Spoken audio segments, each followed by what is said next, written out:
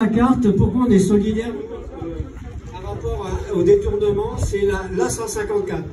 La 154, bon, vous pourrez voir là-bas à 154 tous les travaux qu'on a fait dessus, mais je vous montre pourquoi on est solidaire, parce que si la 154 se fait, le contournement est de Rouen sera complémentaire, donc se fera également.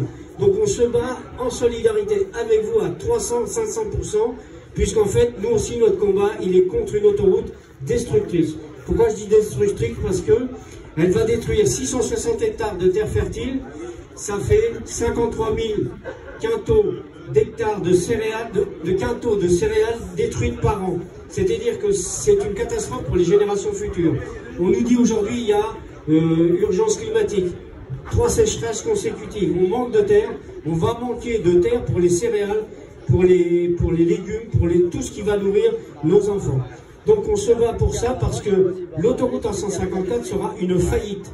On a regardé tous les véhicules qui vont sortir du péage à partir de Nonancourt, puisqu'il y aura un viaduc de 20 mètres de hauteur qui sera construit à Nonancourt et il y a un péage au bout. Vous pensez que les gens qui viennent de Verneuil, d'Évreux, vont prendre ce viaduc pour se rendre à Dreux, à Nonancourt, à Saint-Rémy ou à Saint-Lumin? Non, ils ne prendront pas le péage, donc ils sortiront. Et tous les calculs qui ont été faits, on est basé sur du mensonge. On nous parle de subventions d'équilibre qui seront attribuées aux concessionnaires, qui sont à minima. Alors qu'on sait très bien qu'il faudra rajouter, mais une fois que les travaux sont faits, il sera trop tard. C'est-à-dire qu'on s'apercevra que les subventions qu'on avait prévues au départ ne sont pas assez fortes.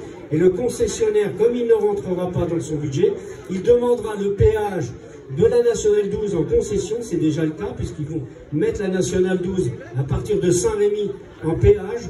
Et après, ils demanderont la 154 qui va de Nonancourt à Louviers via Rouen en péage, parce qu'actuellement elle est gratuite, elle a été payée par nos impôts.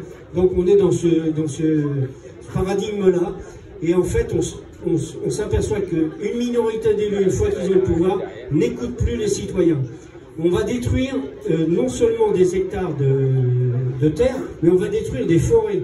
Et on sait que quand on replante, les forêts ne donnent pas le même pourcentage d'absorption de gaz carbonique quand on a des jeunes arbres, alors qu'on coupe des arbres qui ont entre 30 et 100 ans, qui sont centenaires. Donc ça, c'est aussi vis-à-vis du climat, tout un tas de phénomènes qu'on va découvrir avec le temps.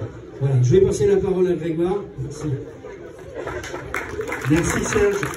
En deux mots, puisque Serge a bien résumé la convergence de nos luttes, la 154 en Eure-et-Loire et la 133-134 dans l'Eure, nos destins sont liés aussi parce que les calendriers sont concomitants.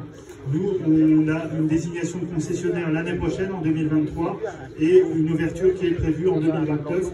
Donc nous vous invitons nous sommes venus vous apporter notre soutien. Nous vous invitons aussi à vous pencher sur ce qui se passe en Eure-et-Loire, puisque voilà, nos destins sont intimement liés en ce qui concerne les projets autoroutiers. Je vous remercie.